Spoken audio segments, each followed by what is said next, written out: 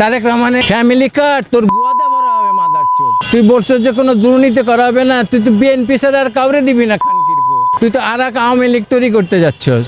Immediately 15 মার্চের মধ্যে আমাকে প্রেসিডেন্ট ঘোষণা করো, আর পিনাকিরে করো কালচারাল মিনিস্টার, ওর ডেপুটি হচ্ছে সিঙ্গার সায়েন, যে ফেরদৌস ওয়াহিদের ভাতিজি, আর কাজী ইব্রাহিম, মুফতি কাজী ইব্রাহিমকে রিলিজন মিনিস্টার, ওনার ডেপুটি হচ্ছে ইমাম সেলিম হিজবুত তৌহিদের, আর স্বরাষ্ট্রমন্ত্রী সালাউদ্দিন চুদির ভাইরে লাত্তি মাইরা যে ওর আমি দেখাও দিতে পারি এই জায়গাটার মধ্যে চিপস বসানো, ট্র্যাকিং করে ম্যাপে ওরে।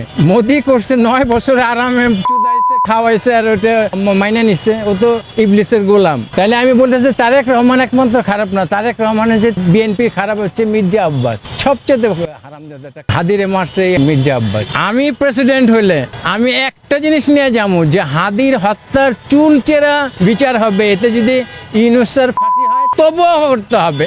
57 জন অফিসার এবং কর্মচারী মিলে যে 73-72 জন বিডিআর পুনঃ তদন্ত করে পূর্ণাঙ্গ ইন্ডিয়ার মধ্যে ইন্ডিয়ার গোয়া